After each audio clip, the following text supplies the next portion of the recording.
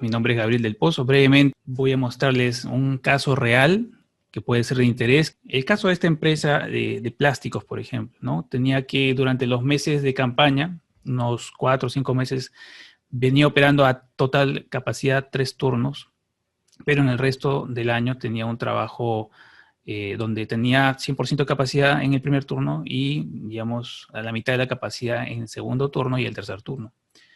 ¿Cómo impacta el tener un equipo prendido a velocidad constante, ¿no? Cuando las máquinas están trabajando al 100% o cuando de repente tenemos la planta en un segundo y tercer turno a una capacidad reducida, ¿no? Entonces, las curvas de las bombas centrífugas tienen esta, digamos, configuración típica, ¿no? Aquí está nuestra curva de performance, acá tenemos nuestra altura, acá tenemos nuestro caudal. Y básicamente, siempre cuando veamos bombas, vamos a hablar de términos como eficiencia de bombeo, potencia absorbida, ¿no? Pero, digamos, donde vamos a centrar nuestra atención esta noche es básicamente en esta formulita. Esta formulita nos permite calcular la potencia absorbida. Cómo convertimos la altura que entrega la bomba, el caudal que entrega la bomba, y con un valor de eficiencia en potencia en el eje, potencia absorbida, ¿no? Vamos a ver que realmente la potencia depende de un valor de caudal y un valor de altura. Vamos a verlo gráficamente como una área, una superficie. Aquí tenemos el ejemplo de nuestro caso real, donde tenemos nuestras bombas operando en el primer turno, ¿no? Al 100% de capacidad. Acá tenemos 100% de presión y 100% de caudal. Tenemos, por ejemplo, que el área que está sombreada en color verde representa nuestro valor de potencia consumida, ¿no? Que vendría a ser un valor como 1, ¿correcto?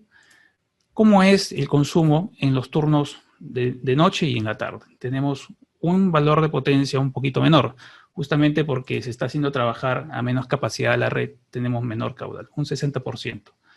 Por lo tanto, nuestro consumo, ¿no? Viendo el área verde, viene a ser 0.6 por 1.2, ¿no? La presión se incrementa un poco, nuestro caudal se reduce y trabajamos siempre por nuestra curva a máxima velocidad.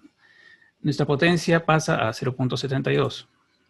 Entonces, si comparamos los dos casos, tenemos el primer turno trabajan básicamente 8 horas, los otros dos turnos son 16 horas. En un día normal, hablamos de que entre el primero, segundo y tercer turno se tiene un consumo de 19.52. No toman en cuenta las unidades, pero estamos hablando de que en un día normal, ¿no?, de operación tenemos 19 como un valor referencial. ¿Qué pasa si nosotros incorporamos un variador de velocidad en nuestra bomba para lograr una mejora tanto en la operación porque mantenemos una presión constante y también porque de repente hacemos que nuestro consumo energético se reduzca, ¿no? Veamos, por ejemplo, en este caso, cuando el equipo trabaja también a máxima capacidad, la potencia va a ser similar que en el primer caso. Y aquí tenemos la diferencia, ¿no? Cuando tenemos un equipo o el sistema consume menos líquido, mantenemos una presión constante, ¿sí? Se ha mantenido presión aquí y tenemos un caudal un poquito menor porque nuestra curva del sistema también cambia. ¿Cuál es la diferencia con el caso anterior? Aquí tenemos un consumo de 0.5 por 1, ¿no? Digamos que esa es la razón de potencia consumida. Esta área que está en color rojo viene a ser la parte que antes, sin usar variador, entre comillas, estábamos desperdiciando, ¿no?, que se estaba yendo y que no era necesario consumirla. Si valorizamos esta diferencia, tenemos acá la potencia consumida antes y la actual, tenemos una diferencia más o menos de 0.22, pero hablando en términos de porcentaje, hemos logrado reducir el consumo en un 30%.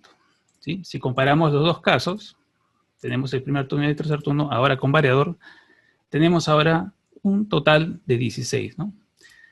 Ahora, veamos el caso sin variador. Teníamos un valor de 19.52, ahora pasamos a 16.